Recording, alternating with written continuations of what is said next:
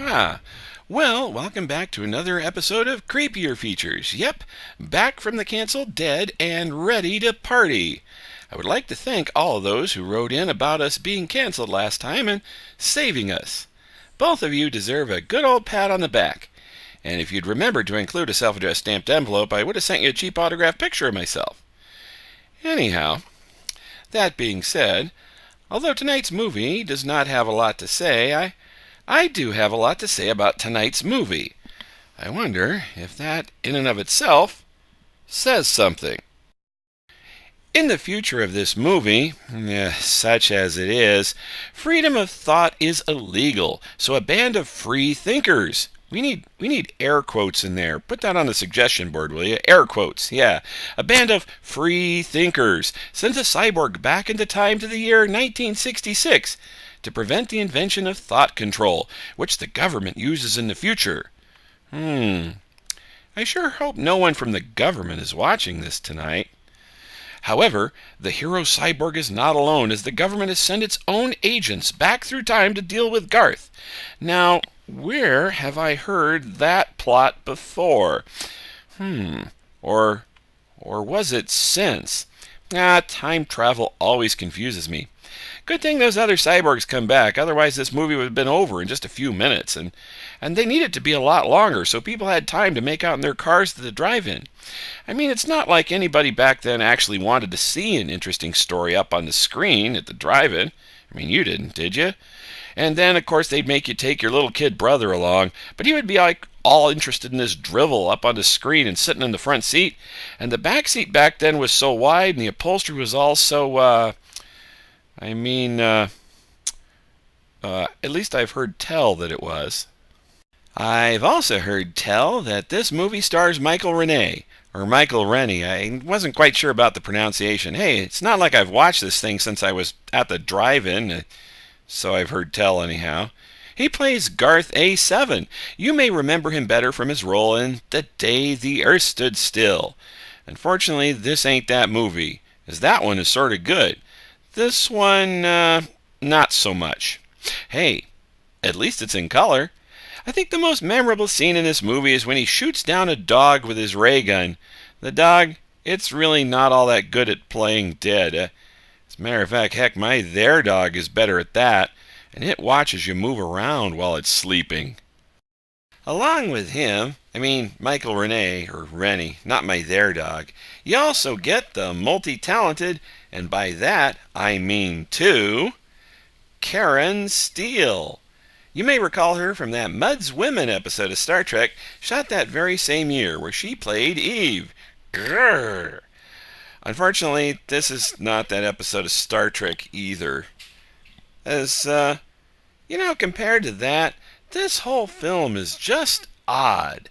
There's a whole lot of people, getting into cars and driving off or away. Sure pads out the film a bit. With 6, you get egg roll. In this film, there's an egg roll, but there's no dipping sauce.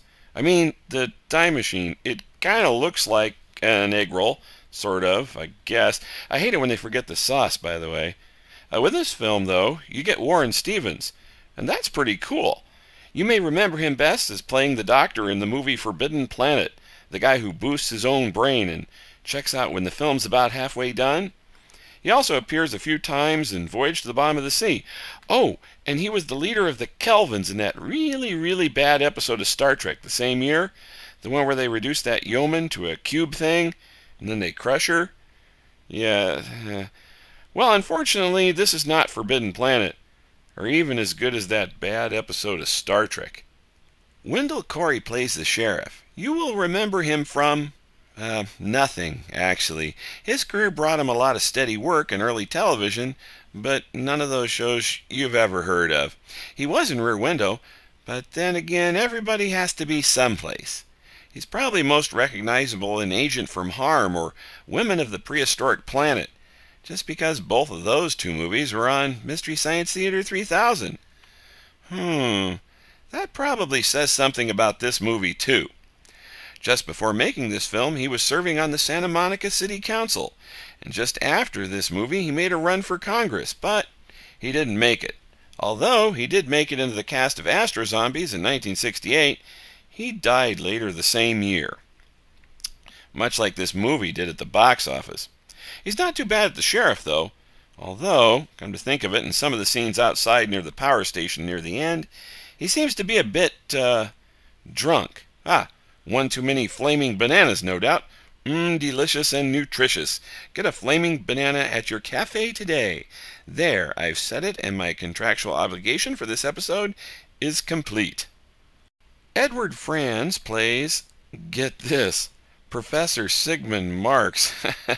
I could probably spend all day with that character name, but that would probably say something about my mother and the way I was raised more than any political ideology ever could.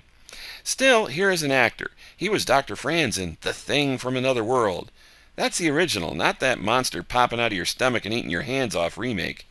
He was also on the old Zorro TV show, and he even appears in 2 episodes of The Invaders. Oh, and he was in The 10 Commandments. Unfortunately, this movie is no 10 Commandments. It's not really a step up for him or even for my show. This movie features a cast of, well, dozens actually. Harry Carey Jr., there's a great name. In this he's playing JC, not Jay-Z, sorry. The clueless, unobservant newspaper guy who wants a scoop. This guy was in Back to the Future 3 and just about any Western you could care to mention. He even has a star on the Hollywood Walk of Fame. However, even though there's time travel in this movie, it's no Back to the Future 3. Adam Rourke, here he's playing Deputy Dan. Really original character names in this movie. He played a ton of heavies. In fact, leader of biker gang number 1. He did more of those in the 60s and 70s than anybody else.